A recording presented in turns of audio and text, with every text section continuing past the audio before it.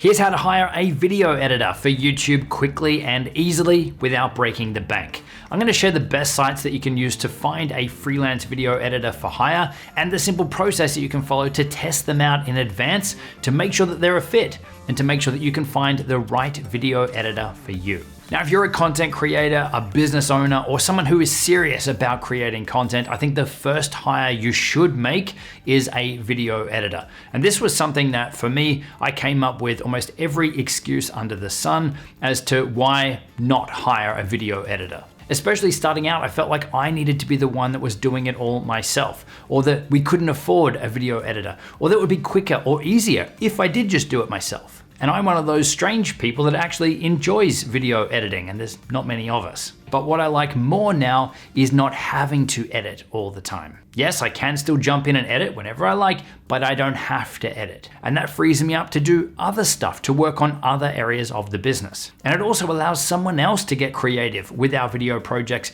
and create something far better than what I was thinking. So we've now had video editors working with us for over 6 years. So I'm going to take you through the process of how to find and how to hire a great video editor, and also share some of the biggest mistakes that people make when hiring, so that you're able to set yourself up for success. Now, this is an area that we've got a full deep dive training on this inside of our accelerator program. So at the end of the video, if you want to take this even further, then check out the links in the description. Now, the first step, or the first thing you need to do, is to plan out your hire. You want to get really clear on exactly what it is you need. What types of videos is this person going to help you create? How many hours might you need them? What's your starting budget? Are you going to hire someone remote or someone local? So give some thought as to what the best case scenario would be with you bringing this person onto your team. If you're not clear on this stuff up front, you're really going to be setting yourself up for failure. So once we've done that, we've planned out our hire, we've given some thought as to exactly what it is we want or exactly what we need, the next step is to post a job ad. Now, there's lots of different places where you can post your job ads.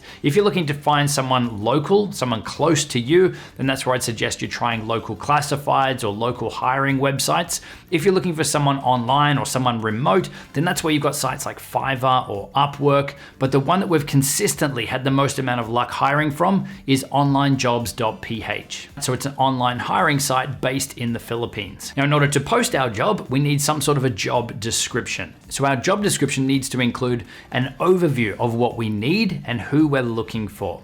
But we also want to find out some key information from people that are applying so that we can see if they actually are a match for us. So for this, we normally ask a series of questions, and we want to make sure that people are answering all of these questions. So we're asking them things like, what's their hourly rate or their full-time salary that they're after? We're asking them what computer they're using to edit, what video editing software they're using to edit. We're also asking them to provide links to their 3 favorite videos that they've worked on, not just their 3 newest, we're asking for their 3 favorite, so we can gauge what types of project they like working on and what they're putting forward as some of their best work. And we also ask them for information about their internet speeds, because if they are going to be remote, then there is a process of us uploading and downloading footage and transferring stuff back and forth that they're likely going to need to have good internet to be able to do that. Now, asking these questions gives us a lot of insight as to who it is that's applying, but it also works as a filter for us as well when we're shortlisting our applicants. Now, to help you with your job description, at the end of the video, I'm going to be sharing how you can access our job description that you can download and use totally for free when you're posting your next video editor job ad. Once we've created our job ad, the next step then is obviously to post that job ad, and then we want to wait a few days and let the applications come in. From there, the next step is to shortlist your applicants. And I know that there's a lot of people out there that dread this task, especially if you've got a lot of people that have applied for your job. So this is where we want to do a first pass on each one of those job applications, and anyone that didn't answer all of those questions, so they missed a question, then that's a no, they are removed at that point. I'm not even going to check out their videos or anything they've sent through. If you haven't answered all of the questions,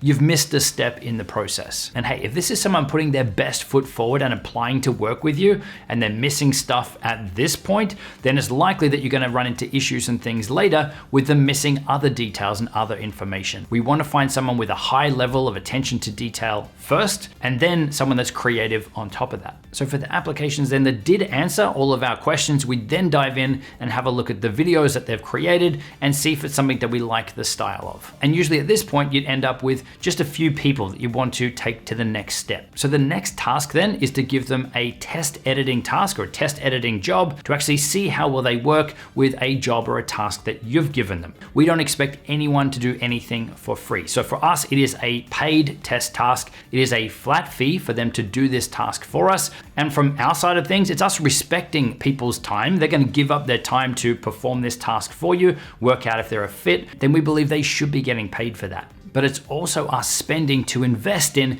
getting the right person on board, potentially saving you a lot of headaches down the track. Now, with the test task that you're giving them, you want to give them clear instructions as to what it is you want them to do, but also give them a clear deadline. You could tell them to stop after 6 hours or after 4 hours and submit what they've done. So at least that way you can review and you can gauge how fast this person works, where they spent their time, and how that matches your expectations on what it is that you want. The other piece of this, when someone does accept to do this paid test task, they agree to a deadline. We're also testing to see, do they meet that deadline? Or if they can't meet that deadline, what are they doing about it? Are they giving us a heads up and say, look, something came up, I'm not going to be able to make that deadline, which is perfectly fine, stuff comes up, but we're looking at how does this person treat work and treat other people on the end of work to again make sure that we're getting the right fit for working with us too. So once you've got those test tasks back, you've reviewed them, you've shortlisted your applications down further, you've probably got your top 1 or 2 that you're looking at this point. So the final step then is to hire that person. And this is where, depending on how you want your work relationship to be or how you want to work with your video editor, you might want to jump on a call to meet and greet and even do some sort of interview at this point. But that piece is really personal preference. Now, based on a lot of mistakes that we see people make when hiring their video editors, I've got a couple of quick tips for you. The first one is to remember that we are looking for someone with a high level of attention to detail and a process person first. So someone who can follow a process and not miss any instructions that we give them, but also has the ability to get creative on top of that. Because I want to know when I'm hiring, if I say cut this video at 7 minutes 30 seconds, that there is going to be a cut at 7 minutes 30 seconds. I don't want details and things like that being missed and having to repeat conversations and bring back the same piece of feedback all the time. You're going to get frustrated and lose your mind if that's the case. So process person first. The second one is the more information you can provide your video editor as to what it is that you're after, the closer and the quicker you're going to get to that outcome. And I want to stress here that there is no such thing as common sense.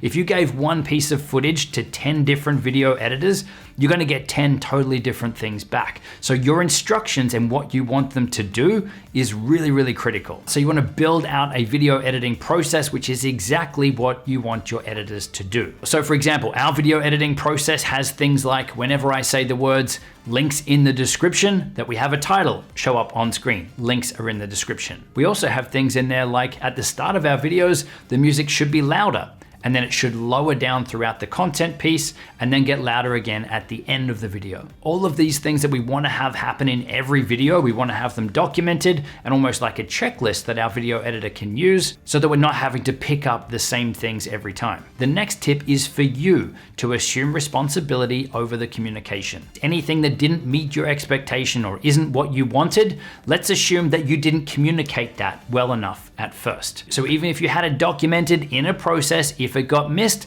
let's look at what we can do to refine the process first, the communication on how we said what we wanted, so that we never have to communicate that piece again. So instead of potentially getting frustrated on the first few edits, just assume it as a learning process and an opportunity for you to build out a template, build out a process that's only going to get better over time. And the last tip is to try not to work last minute on things wherever possible. And this becomes even more important if you've got an overseas or remote video editor, especially in places like the Philippines. There's constant power outages, there's lots of storms. We've had editors offline for days in some cases. If we were running last minute on videos, then that's going to be a very stressful thing. So you want to make sure that you've got enough wiggle room or enough time there for when these things happen. So try not to work last minute wherever you can. Now, to help you even further hiring your video editor, linked on screen is our job description, which you can download and you can use and customize up so that you don't have to start from scratch when you're posting your job. And for those of you who are interested in checking out our full deep dive on hiring a video editor, onboarding them into your team, then our accelerator program could be a fit, and there is more information on that in the description. I will see you in the next video.